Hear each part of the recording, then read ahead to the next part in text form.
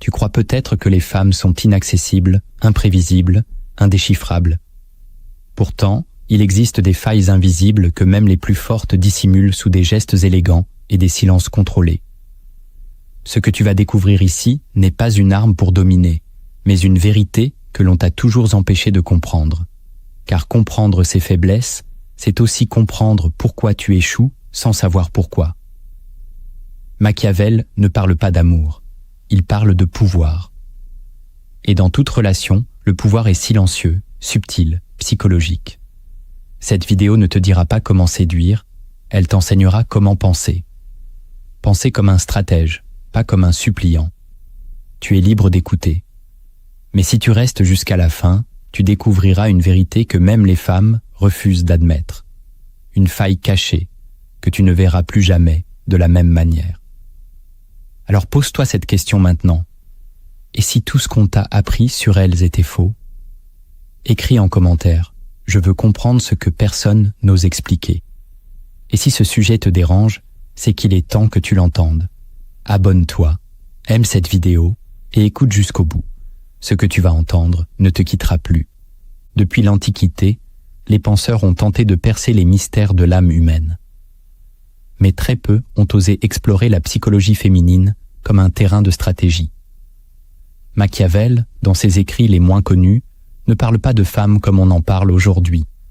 Il les considère comme des figures de pouvoir, d'influence, de chaos aussi.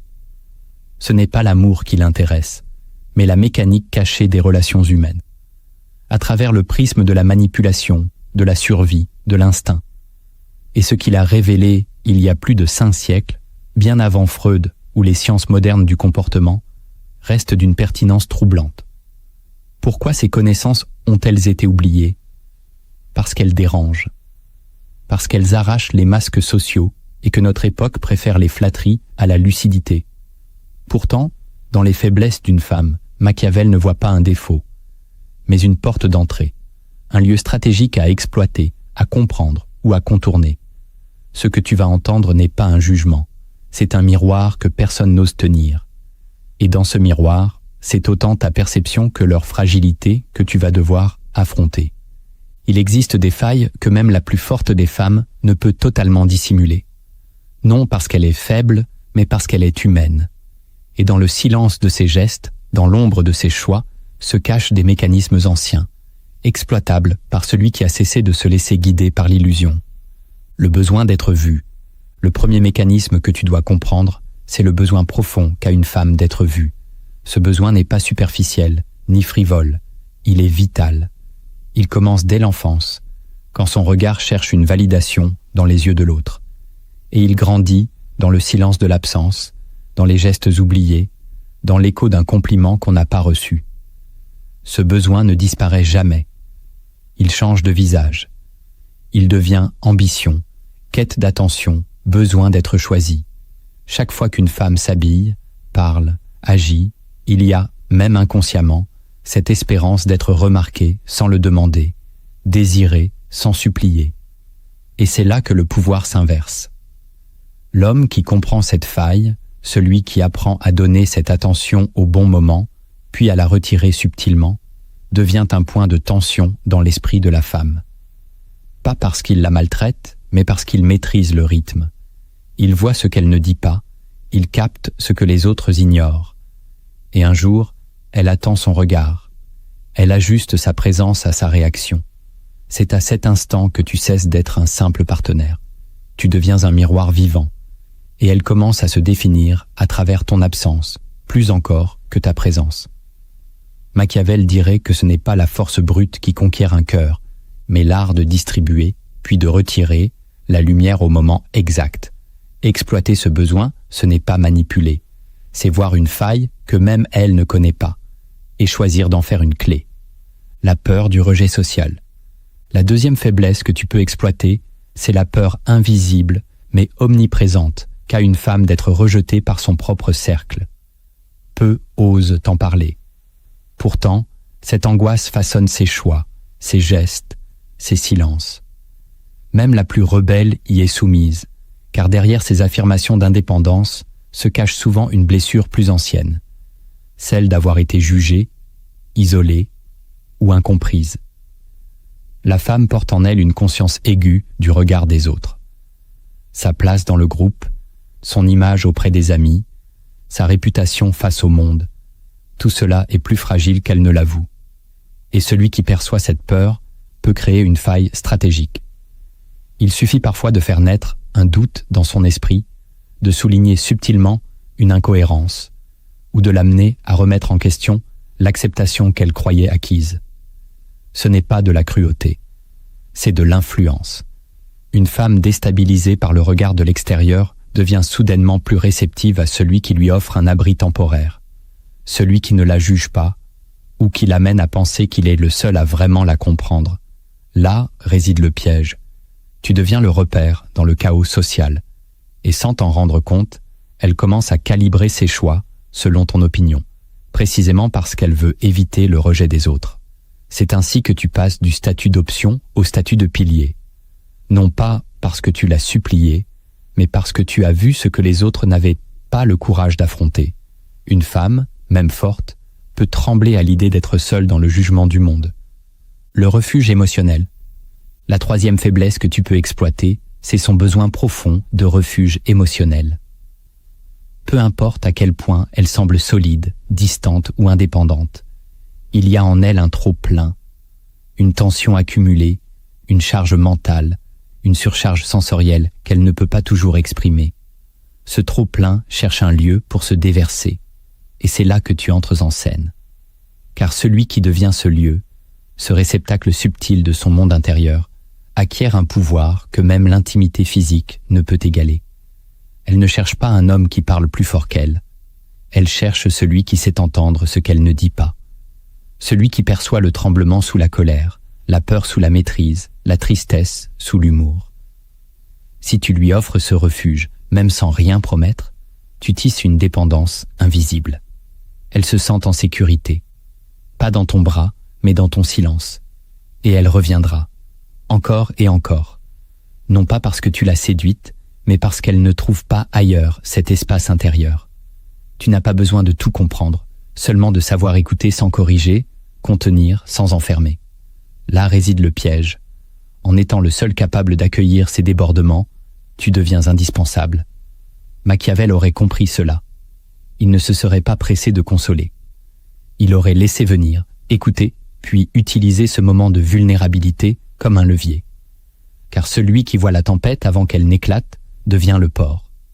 Et une femme, même forte, cherche toujours un endroit où son monde intérieur peut s'effondrer sans être détruit. La nostalgie de l'idéal masculin. La quatrième faiblesse que tu peux exploiter, c'est cette nostalgie étrange, presque sacrée, que beaucoup de femmes nourrissent, celle d'un idéal masculin qu'elles n'ont jamais rencontré, mais qu'elles attendent inconsciemment. Ce n'est pas un homme réel, c'est une silhouette intérieure, née d'une absence, d'un roman, d'un père distant ou d'un amour manqué. Un homme qui comprendrait sans qu'elle ait à parler, qui la contiendrait sans l'écraser, qui soit fort sans être dur, et doux sans être faible. Cet idéal ne sera jamais atteint, et c'est précisément là que réside ta chance. Car ce mythe crée une faille, un espace vide entre ce qu'elle espère et ce qu'elle vit. Et celui qui comprend cette faille peut s'y glisser. Il n'a pas besoin d'être parfait, seulement de refléter une parcelle de ce qu'elle a toujours cherché. Un mot, un regard, un silence bien placé. Il suffit d'incarner momentanément ce qu'elle projette, pour qu'elle commence à confondre rêve et réalité. Et dans ce glissement, tu peux établir un lien émotionnel que la logique ne défait pas. Machiavel le savait. Les illusions nourrissent la loyauté plus sûrement que la vérité. Et une femme accrochée à son idéal finira par défendre celui qui lui en donne l'ombre. Tu n'as pas besoin d'être cet homme parfait. Tu dois juste comprendre la faille entre ce qu'elle désire et ce qu'elle accepte. Et lui faire croire, même inconsciemment, que tu viens de ce rêve-là. Une femme ne s'attache pas à un corps. Elle s'attache à ce qu'un homme fait vibrer d'inachevé en elle. La contradiction entre liberté et sécurité. La cinquième faiblesse que tu peux exploiter, c'est cette tension silencieuse entre son besoin de liberté et son désir profond de sécurité. Une femme moderne te dira qu'elle veut choisir, décider, diriger sa vie sans attache ni limite. Et pourtant, dans l'intimité de son âme, une autre voix chuchote, celle qui réclame un socle, un repère, un homme capable de contenir l'inconnu. Ce paradoxe n'est pas un défaut, c'est une faille structurelle, une faille que peu de femmes reconnaissent, mais que toutes expérimentent. Et celui qui comprend ce tiraillement peut orienter la balance. Si tu te montres trop disponible, elle fuira pour préserver sa liberté. Si tu te montres trop distant, elle doutera de ta solidité. L'art consiste à incarner une forme de stabilité sans jamais restreindre son espace. Tu n'as pas besoin de la contrôler. Tu dois devenir ce qu'elle respecte et craint de perdre. Machiavel aurait vu en cela une opportunité redoutable. Lorsque tu te poses comme l'homme qui n'a pas besoin d'elle, mais qui demeure inébranlable, elle perçoit une structure qu'elle n'ose pas avouer rechercher. Ce n'est pas la prison qui attire une femme, c'est la force tranquille qui ne vacille pas. Et c'est précisément là que tu gagnes. Car à force de naviguer seule, elle s'épuise. Et un jour, sans le dire, elle cherche un port. Celui qui reste libre tout en offrant une forme de sécurité devient ce paradoxe vivant qu'elle ne peut quitter. Ce n'est pas la promesse qui la lie. C'est la sensation, rare, de pouvoir respirer sans se perdre et de pouvoir se reposer sans se soumettre. Écris en commentaire. Je me suis déjà perdu entre ces deux besoins, sans comprendre pourquoi. L'illusion de la maîtrise relationnelle. La 6e faiblesse que tu peux exploiter, c'est cette illusion persistante que certaines femmes entretiennent, celle de croire qu'elles maîtrisent toujours le lien. Elles observent, testent, anticipent. Elles croient diriger la dynamique, choisir le rythme, décider de l'intensité. Et souvent, elles y parviennent, au début, car la plupart des hommes jouent sur un terrain qu'elles ont déjà balisé. Elles enchaînent gestes, silences, mises à l'épreuve avec une précision inconsciente. Mais cette maîtrise est fragile, car elle ne résiste pas à l'imprévu.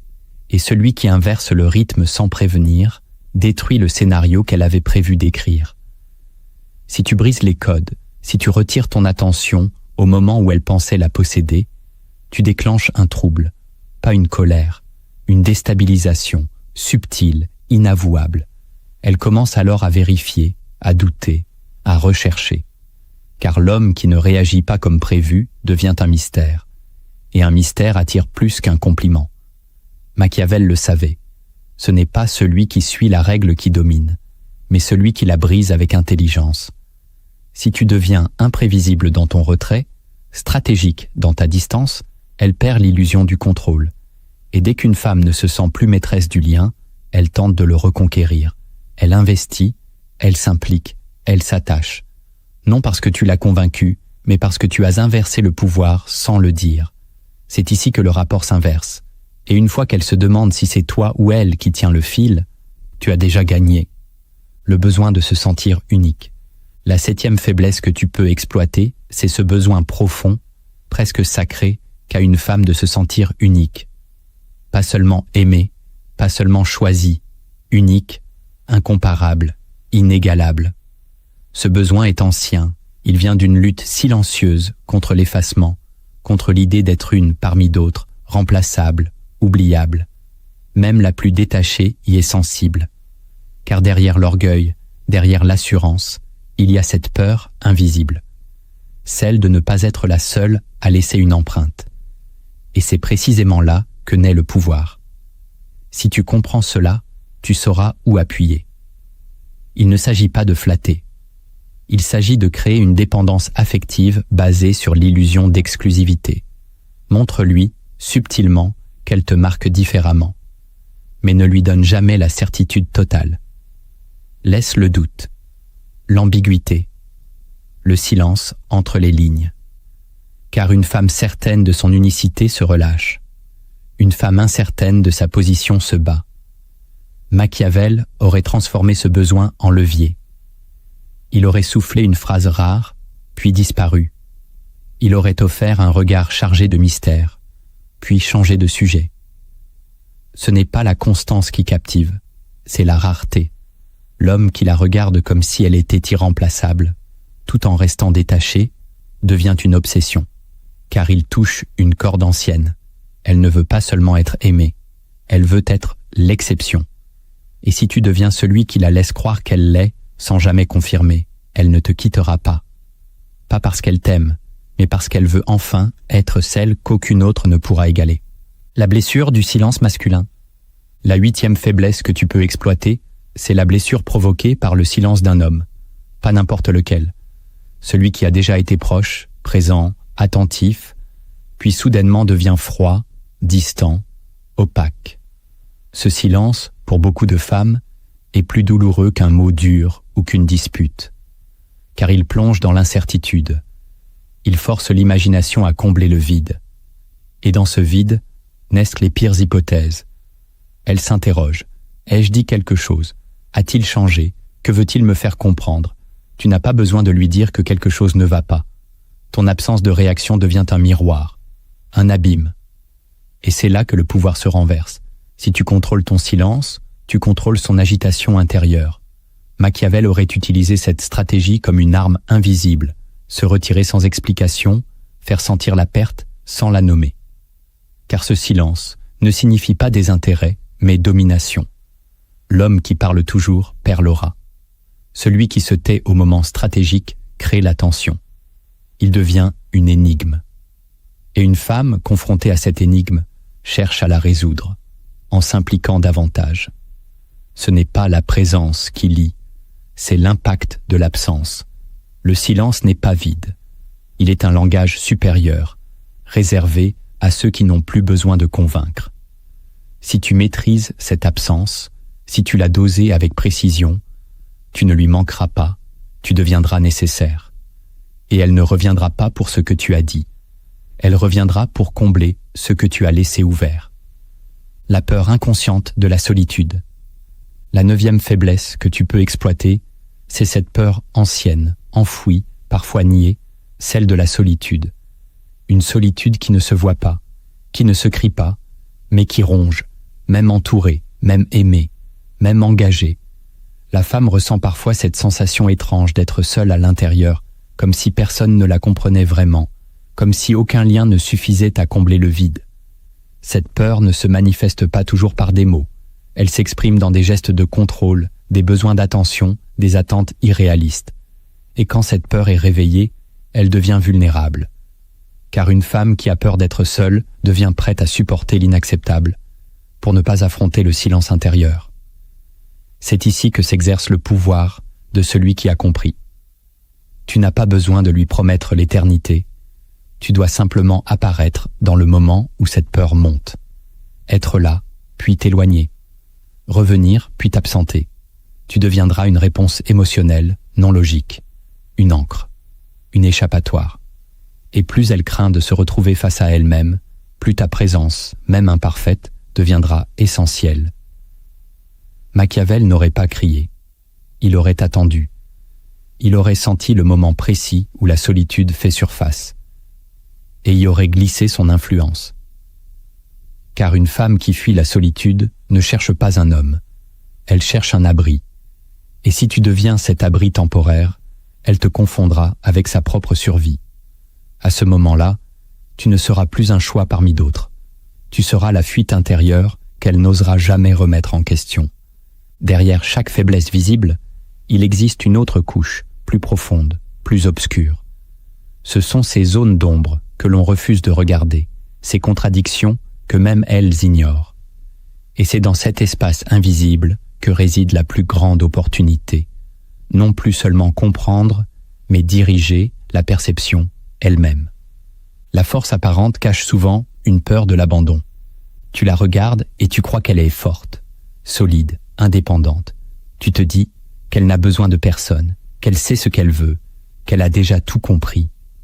Mais cette force que tu vois n'est peut-être qu'un masque, une armure forgée pour ne pas revivre l'abandon. Car beaucoup de femmes ont été laissées là où elles aimaient, trahies là où elles avaient foi, ignorées alors qu'elles attendaient simplement d'être tenues. Cette douleur-là laisse des traces. Elle ne détruit pas la femme, elle la structure.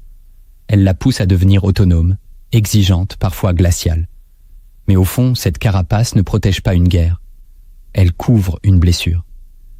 Et c'est cette peur de l'abandon qui crée chez elle des réflexes étranges.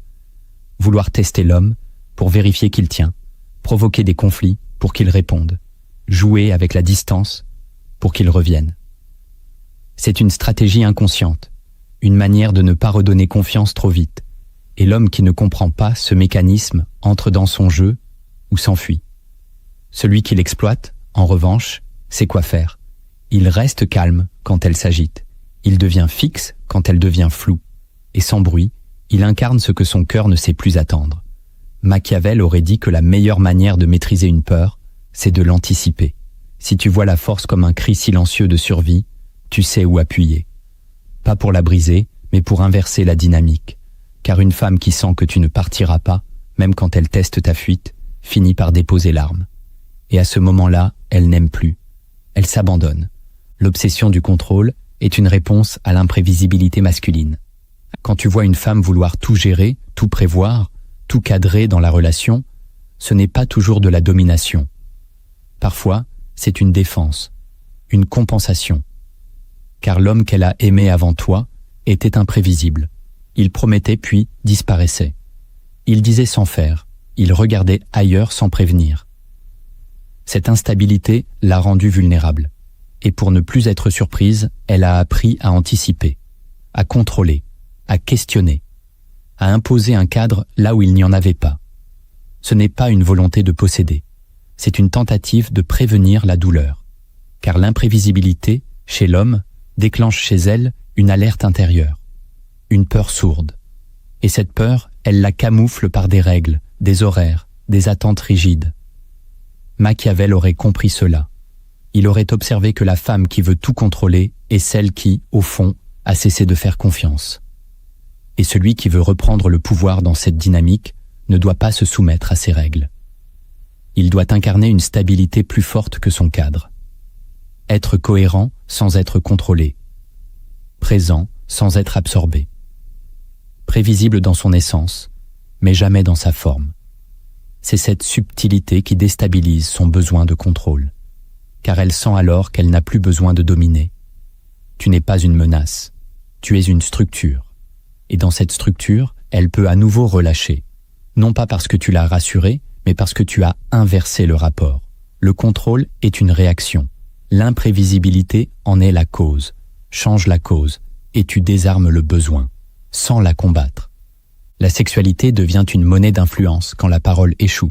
Quand une femme sent que ses mots ne sont plus entendus, que ses demandes sont perçues comme des plaintes, que son langage échoue à créer du lien, elle active un autre levier, son corps, non pas toujours par calcul, par réflexe, par instinct, car elle comprend, souvent inconsciemment, que la parole ne suffit plus pour maintenir ton attention, te faire revenir ou rétablir l'équilibre. Et c'est là que la sexualité cesse d'être un lieu d'union pour devenir une monnaie. Elle donne pour obtenir. Elle cède pour éviter une perte. Elle propose pour tester ton intérêt. Et celui qui ne comprend pas cette mécanique croit à une passion. Il se trompe. Il entre dans un piège. Car cette offrande n'est pas une offrande d'amour. C'est un langage de secours. Et plus tu y réponds mécaniquement, plus elle perd le respect. Pas envers toi, envers elle-même. Machiavel aurait vu cela comme une transaction invisible, un marchandage du lien, et il aurait conseillé à l'homme de ne jamais confondre tension sexuelle et confiance relationnelle. Car si tu réponds à son corps sans répondre à son esprit, tu alimentes une dynamique où elle se perdra. Et quand une femme se perd dans l'échange, elle finit par t'en vouloir. Le pouvoir revient à celui qui sait attendre. Refuser l'acte quand il ne naît pas d'un vrai désir, c'est poser une limite, une structure. Et dans ce refus calme, tu redeviens audible, tu redonnes de la valeur à la parole. Et elle comprend, parfois pour la première fois, que son corps n'est pas la seule manière d'exister dans la relation. Là, elle commence à parler, vraiment. La suradaptation sociale est un camouflage de vide intérieur. Tu la vois souriante, fluide, à l'aise avec tout le monde. Elle sait parler à chacun, plaire sans trop en faire, s'adapter aux ambiances, anticiper les besoins.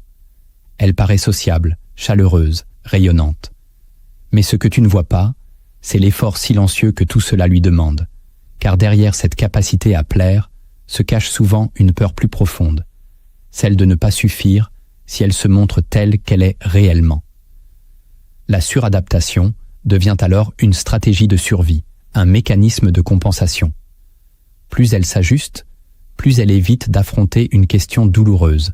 Si je ne charme personne, qui suis-je? Ce vide intérieur, elle ne l'a pas choisi. Il s'est formé lentement, au fil des silences non entendus, des blessures banalisées, des besoins négligés.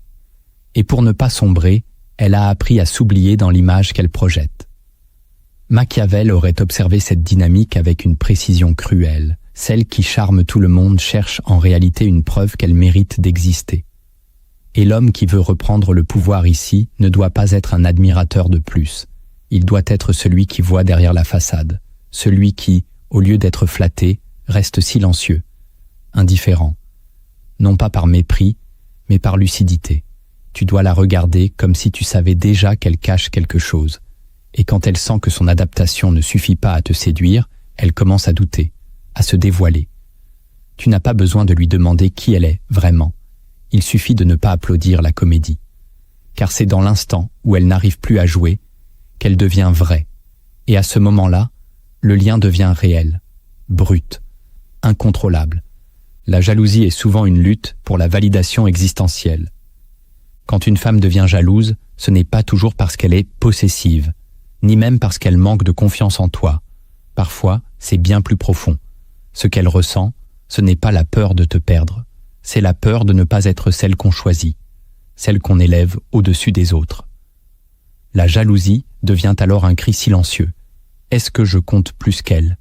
Ce n'est pas une question rationnelle, c'est un besoin vital de se sentir validé dans son unicité. Et ce besoin, lorsqu'il n'est pas comblé, se transforme en comparaison, en méfiance, en tension constante. Elle guette ton regard, analyse tes réactions, observe les femmes autour. Pas pour te contrôler, mais pour se rassurer. Car si tu donnes le moindre indice qu'elle n'est pas au centre, son monde vacille. Machiavel aurait vu là une opportunité stratégique. Il aurait compris que celui qui contrôle l'accès à la validation contrôle l'équilibre émotionnel. Tu n'as pas besoin de mentir, ni de provoquer. Il suffit d'être énigmatique, présent mais imprévisible, disponible mais insaisissable. Et chaque fois qu'elle sent qu'une autre pourrait occuper sa place, tu actives cette faille existentielle.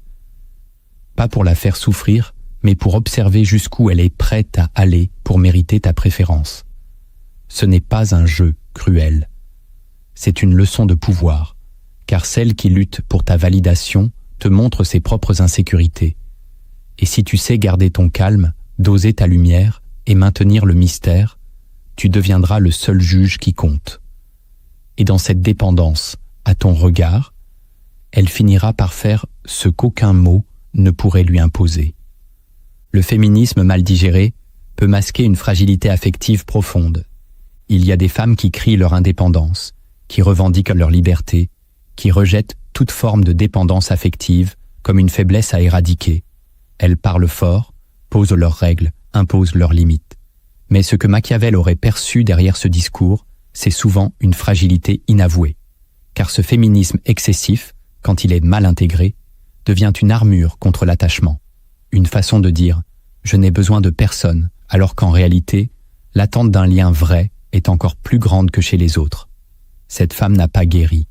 Elle s'est protégée. Et sa violence n'est pas contre l'homme, mais contre sa propre sensibilité, car elle sait, au fond, que s'abandonner à nouveau pourrait la briser. L'homme qui voit cela ne doit pas entrer en conflit. Il ne doit ni fuir, ni obéir. Il doit rester, stable, serein, et surtout, imperméable à la provocation. Machiavel aurait attendu que l'agitation tombe, que le masque se fissure, que l'énergie se retourne contre elle-même. Et à ce moment précis, il aurait parlé. Doucement, en posant une phrase qui traverse ses défenses. Le vrai pouvoir, ce n'est pas de la faire taire, c'est de la forcer à s'écouter, à reconnaître que derrière la colère se cache une attente, une blessure, une solitude. Et si tu tiens bon, si tu ne deviens ni adversaire ni sauveur, elle s'effondrera sans honte. Pas devant toi, mais en elle-même. Et c'est là, dans ce basculement, que le lien naît. Ce qu'elle rejette chez toi n'est que le reflet de ce qu'elle ne s'autorise pas à désirer. Et l'homme qui comprend cela n'a pas besoin d'argumenter. Il attend, parce qu'il sait déjà qu'un jour, elle viendra chercher ce qu'elle a prétendu ne plus vouloir. L'indépendance affichée est parfois une fuite de l'attachement. Elle dit qu'elle n'a besoin de personne, qu'elle est bien seule, qu'elle préfère les relations libres, les espaces ouverts, les liens sans attache. Tu la crois forte, lucide, détachée. Mais ce détachement est parfois une construction, une fuite, une réaction à un lien passé trop douloureux, car quand l'attachement a blessé, trahi ou détruit, l'indépendance devient une stratégie de survie. Ne pas dépendre, c'est ne plus souffrir. Ne pas s'attacher, c'est ne plus risquer l'effondrement. Machiavel aurait vu ici un paradoxe fascinant. Ce n'est pas qu'elle ne veut pas s'attacher, c'est qu'elle ne se fait plus confiance pour survivre à un nouvel effondrement. Alors elle se protège en devenant inatteignable. L'homme qui ne comprend pas cela insiste, exige, s'épuise. Celui qui voit clair reste libre, présent mais non pressant. Il devient une présence stable dans un univers qui l'a obligé à s'éloigner. Et peu à peu, sans discours ni promesse, elle se rapproche. Car l'indépendance radicale est aussi une prison. Et quand elle voit que tu n'essaies pas de la capturer, elle se sent enfin libre de rester. Ce n'est pas un piège, c'est une révélation. L'homme qui respecte la distance devient celui à qui on confie la proximité. Et c'est dans ce retournement que tu gagnes. Non par force, mais par stabilité. Tu ne l'as pas convaincue, tu l'as laissée respirer. Et dans cette respiration, elle s'est souvenue qu'elle avait encore un cœur, qu'elle voulait encore sentir. Mais avec un homme qui ne s'effondre pas quand elle s'éloigne. Et c'est toi. La quête d'un homme parfait révèle une incapacité à s'aimer. Quand une femme multiplie les critères, les exigences, les standards irréalistes, ce n'est pas toujours par orgueil. Ce n'est pas non plus par clarté. Parfois, c'est une stratégie inconsciente pour éviter de s'exposer à l'amour. Car si aucun homme ne suffit, elle n'a jamais besoin de se livrer. Elle peut rester dans le rêve, dans la projection, dans l'attente éternelle. Cette quête de perfection devient un filtre protecteur. Mais ce filtre révèle une faille, un rejet d'elle-même. Car souvent, celle qui exige l'impossible n'a jamais appris à s'aimer sans condition. Elle croit qu'en trouvant l'homme parfait, elle guérira ce qu'elle n'a jamais regardé en elle. Et cette illusion la pousse à passer à côté de ce qui pourrait la libérer. Machiavel aurait vu dans ce perfectionnisme une forme d'auto-sabotage camouflé. Et celui qui veut prendre l'avantage ici ne doit pas essayer de correspondre à son idéal. Il doit faire l'inverse, l'obliger à faire tomber le masque, à se confronter à la réalité. Il doit refuser de jouer le rôle du fantasme, tout en étant suffisamment solide pour qu'elle ne puisse pas te disqualifier. Tu n'es pas parfait, mais tu es entier. Et dans cette entièreté, tu renvoies à son propre éclatement. Et elle résiste, puis elle cède. Car au fond, ce n'est pas un homme parfait qu'elle cherche. C'est une autorisation à s'aimer malgré ses contradictions. Et si tu incarnes cela, sans jamais le dire, elle comprendra. Pas d'un coup, lentement. Mais un jour, elle ne cherchera plus l'homme idéal. Elle regardera en toi ce qu'elle refusait de voir en elle-même, quelqu'un de réel, de vivant et de suffisamment stable pour accueillir son imperfection. La réactivité émotionnelle est un levier que seul le silence active. Il y a des femmes qui semblent en contrôle, jusqu'au moment où tu ne réagis plus. Là, tout change, car l'une des failles les plus puissantes de certaines femmes, c'est cette réactivité émotionnelle intense qui se déclenche quand l'autre se tait. Un mot blessant, elle peut le gérer. Une dispute, elle peut y répondre. Mais le silence, le vrai, celui qui n'explique pas, qui ne rassure pas, qui ne se justifie pas. Ce silence la renvoie à un vide intérieur qu'elle ne contrôle pas.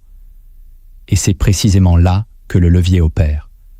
Car celui qui maîtrise le silence devient celui qui pilote ses émotions à distance. Ce n'est pas une technique, c'est une puissance. Machiavel l'aurait appelé l'autorité passive.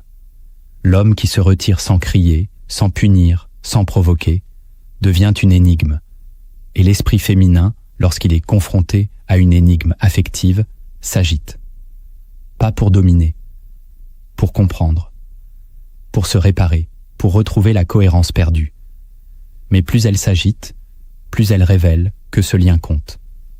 Tu n'as pas besoin de hurler, ni de t'expliquer.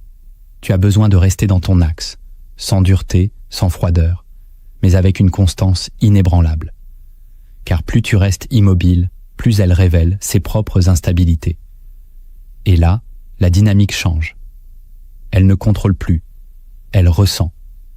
Et celui qui peut déclencher cette sensation par un simple silence devient un centre de gravité.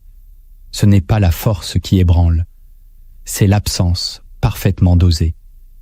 Et une fois qu'elle y a goûté, elle ne peut plus ignorer que c'est toi qui dictes désormais le rythme. Comprendre les failles, c'est une chose. Savoir les utiliser sans se perdre, c'en est une autre.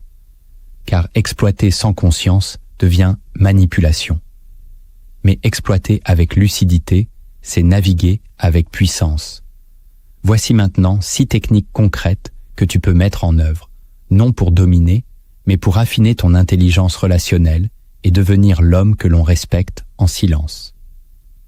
Utilise le silence stratégique pour inverser la tension. La plupart des hommes réagissent trop vite. Ils répondent à l'émotion par l'émotion, au drame par le commentaire, à l'accusation par la justification. Ils croient qu'ils doivent parler pour rétablir la paix, s'expliquer pour ne pas perdre. Mais celui qui comprend la dynamique du pouvoir sait que le silence est plus tranchant que n'importe quelle phrase. Face à une femme tendue, émotionnellement agitée, contradictoire ou blessante, la meilleure arme n'est pas le mot, mais l'absence de mots. Ce silence, s'il est maîtrisé, devient un miroir. Il renvoie à l'autre ses propres projections, ses propres incohérences, ses propres blessures. Il ne punit pas, il révèle. Machiavel aurait vu dans ce silence stratégique un outil d'inversion. Celui qui parle est en demande. Celui qui se tait dirige la scène. Mais attention, il ne s'agit pas d'un mutisme passif-agressif. Il s'agit d'une présence calme, solide, ancrée, qui ne se laisse pas entraîner dans le chaos émotionnel. Si tu restes silencieux quand elle s'attend à un conflit, tu obliges son esprit à se retourner contre lui-même. Et ce retournement est une forme de domination douce, car elle ne combat plus contre toi, elle combat avec elle-même. Et tôt ou tard, elle revient. Pas pour avoir raison, mais pour retrouver l'équilibre que ton silence lui a arraché. Apprends à ne pas répondre. Apprends à regarder sans justifier. Apprends à respirer là où elle explose. Et tu verras qu'un silence tenu au bon moment a plus d'impact qu'un discours parfaitement écrit. Car ce que tu retiens, elle l'entendra plus fort que ce que tu pourrais dire. Dose l'attention pour créer un lien de dépendance subtil. L'erreur la plus courante chez les hommes, c'est de croire que l'attention doit être constante, qu'aimer, c'est toujours montrer, toujours répondre, toujours prouver. Mais ce trop-plein tue le mystère, détruit la tension, étouffe l'élan. Ce que Machiavel aurait conseillé, c'est l'alternance, l'art de doser, de donner, puis de suspendre, d'ouvrir, puis de refermer, non pas pour manipuler, mais pour sculpter une dynamique. Car l'attention est une drogue douce, et plus elle est irrégulière, plus elle devient puissante. La femme ne s'attache pas à l'homme qui la couvre d'attention. Elle s'attache à celui dont l'attention a de la valeur, et cette valeur naît de la rareté. Si tu donnes trop, elle s'habitue. Si tu retires trop, elle se détache. Mais si tu doses, tu deviens un rythme, un battement.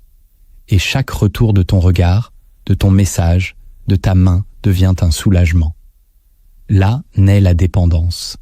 Elle ne sait plus quand tu viendras, mais elle attend. Elle ne comprend pas pourquoi elle pense à toi, mais elle pense. Car tu as installé une logique affective inversée. Ce n'est plus elle qui contrôle son lien à toi, c'est toi qui déclenche l'attente. Et plus tu maîtrises ce dosage, plus tu deviens central. Tu n'as pas besoin d'être parfait, tu dois être irrégulièrement essentiel. Une absence bien placée vaut 1000 preuves. Un retrait bien dosé est un appel silencieux.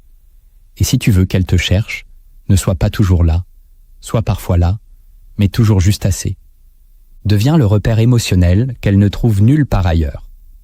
Dans un monde saturé de stimulation, d'images, de promesses vides, ce que la plupart des femmes cherchent, souvent sans le dire, c'est un repère. Pas un homme bruyant, pas un charmeur instable. Un repère.